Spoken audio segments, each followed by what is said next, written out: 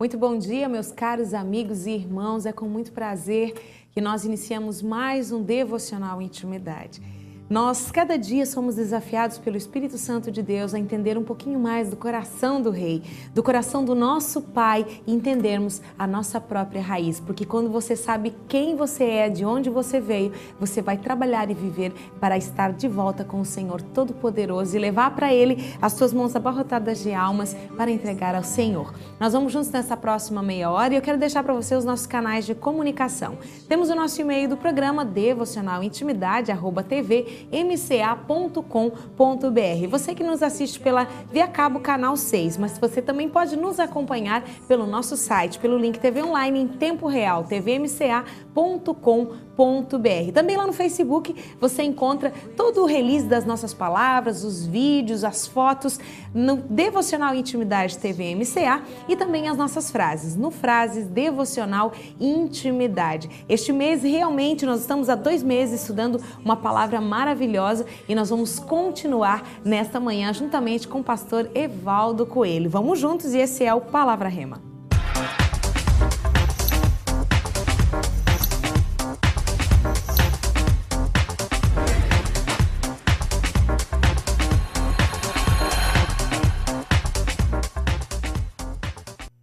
Seja bem-vindo ao Palavra Rema desta manhã. Seja bem-vindo, pastor Evaldo, mais uma vez.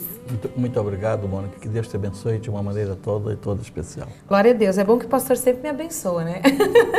A gente sempre recebe a bênção do Senhor, isso é bom demais. A forma de sermos abençoados é abençoando, e muitas vezes a gente quer reter a bênção. É verdade. Mas a bênção não é nossa, a bênção é de Deus. E quando retemos também não somos abençoados, porque eu abençoarei, ele disse para Israel, a quem tu abençoares, e eles serão abençoados por mim. Então é algo muito tremendo a bênção, né? Se a gente entendesse o que é a bênção, a gente tomaria uma preocupação muito maior e abençoaria todos. Se a gente não cuidar, daqui a pouco nós já estamos começando outro assunto, né, pastor? Exatamente. A gente está estudando um tema maravilhoso nesse mês, nós estudamos no mês de abril, né? E mês de maio agora a gente está arrematando esse tema. Então o tema que nós estamos estudando é peregrinos e forasteiros na terra. Esse é o tema que o Senhor trouxe ao nosso coração, trouxe ao coração do pastor Evaldo, e eu tenho certeza que está ministrando muito ao seu coração, assim como o Senhor tem ministrado sobre as nossas vidas. E nós temos o texto base de Mateus, capítulo 25, dos versículos 34 a seguir. A gente vai ler novamente, né, pastor? Vamos ler. Vamos lá, então. Então, você que tem a sua Bíblia, abra comigo e acompanhe a partir do versículo 34 de Mateus 25. E a palavra nos diz assim: Então dirá o rei a todos que estiverem à sua direita: Vinde, abençoados de meu Pai, recebei como herança o reino, o qual vos foi preparado desde a fundação do mundo. Pois tive fome e me deste de comer, tive sede e me deste de beber, fui estrangeiro e vós me acolhestes. Quando necessitei de roupas, vós me vestistes. Estive enfermo e vós me cuidastes. Estive preso e fostes visitar-me. Algo muito peculiar nesse tema, pastor, é que nós estamos entendendo principalmente quem nós somos, de onde nós viemos, para onde nós vamos e nesse caminho de saber quem é e saber para onde vai, entender a nossa missão na terra, o reino de Deus em nós e através de nós, né? Interessante, Mônica, que o texto está dizendo que a salvação é pelo relacionamento, pela hospedagem, por um prato de comida, e eu fiquei muito intrigado quando entendi que ele separava bode de ovelha pelo simples fato de hospedar e de alimentar e de vestir. Pude então entender que não poderia ser realmente coisas físicas, mas deviam ser coisas espirituais. E nesses programas que nós estivemos estudando, a gente já pôde ver o que significa preso, a gente já pôde preso não fome, e sede, e nudez, e isso ficou muito claro. Assim, se a pessoa assistir nossos programas anteriores, então ela já tem uma noção. E se a pessoa está começando agora, o reino dos céus está em expansão no universo. E o reino dos céus ele é expandido pelo relacionamento entre pessoas. Quando o nosso Deus resolveu ampliar o reino dos céus, porque eu me fiz uma pergunta, querida Mônica, querido telespectador, o que é reino dos céus?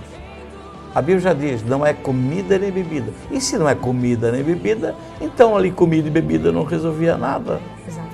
Mas o reino dos céus é gozo, paz, unção, poder, humildade, benignidade, bondade, mansidão. O reino dos céus é um pacote. E onde ele está? Como é que eu posso entrar nele? Ele é invisível, ele está no meio de nós. Basta você viver uma vida no reino dos céus. E acredito, irmã Mônica, querido telespectador, que quem não conseguir viver o reino dos céus na terra, não irá vivê-lo no céu. Exatamente. E aí Jesus disse, eu estive com fome e não me deste de comer, estive com sede e não me deste de beber, estive nu e não me vestisse, estive enfermo, que é o que nós queremos meditar hoje, e você não me visitou.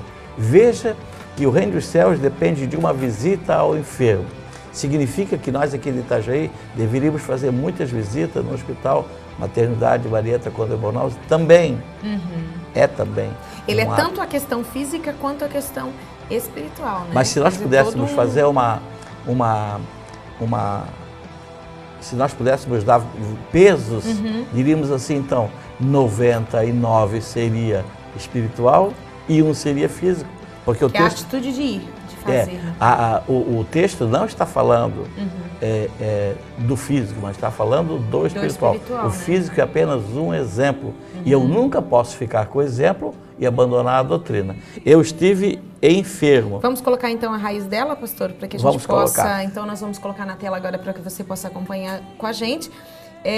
A raiz dessa palavra. Então, a raiz dessa palavra quer dizer fraco, frágil, delicado no sentido físico, né? Mas daí entra a questão de alimentar quando está fraco. E esse fraco, que foi o que nós estudamos para trazer para os nossos amigos aqui, é o quê? É muitas vezes fraco de palavra. A pessoa está enferma muitas vezes, porque a enfermidade dela, e até enfermidades físicas, muitas vezes, elas têm uma ligação direta no reino espiritual, por a pessoa não estar firmado na palavra, não estar sendo alimentado pela palavra que dá a vida, que é a palavra rema, né? Você veja bem, a palavra frágil, fraco, no sentido espiritual significa eu não tenho mais vontade de orar, eu não tenho mais vontade de ir ao culto, eu não tenho mais vontade de adorar, eu não tenho mais vontade de ficar contemplando, a minha amizade com Deus está abalada, eu o amo, mas eu não tenho desejo de ficar junto com Ele, eu não tenho desejo de ir na igreja, eu não estou tolerando algumas coisas na administração das igrejas, eu não concordo com tudo que me falam, eu tenho um fastio espiritual, eu não me alimento bem, e a Bíblia diz que essa pessoa está enferma. E vai causando um distanciamento cada vez maior, né? E ela vai ficando fragilizada. Jesus disse, se você não cuidar do seu próximo, quem? O frágil, o caído. Aonde? À beira do caminho. Se ele caiu à beira do caminho, irmã Mônica, querido telespectador, é porque ele estava no caminho. Então, tem gente no caminho, mas caído, fragilizado, machucado. E algumas pessoas passaram de largo. Quem passou de largo? O levita e também o sacerdote.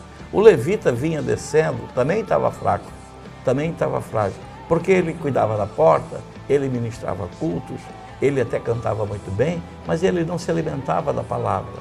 Ele está tendo um fastio espiritual, ele está tendo uma falta de pão do céu. E ele também está fraco. E ele decide então que não vai carregar mais ninguém no colo. O sacerdote, que era um pastor, também vinha descendo de Jerusalém para Jericó. Ele estava cansado do seu ministério.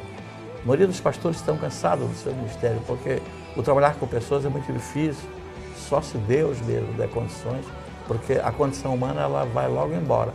E ele passou e quando viu aquela pessoa fragilizada, ia dar algum trabalho, teria que levar de volta à hospedaria, ele decidiu abortar e não quis ajudar.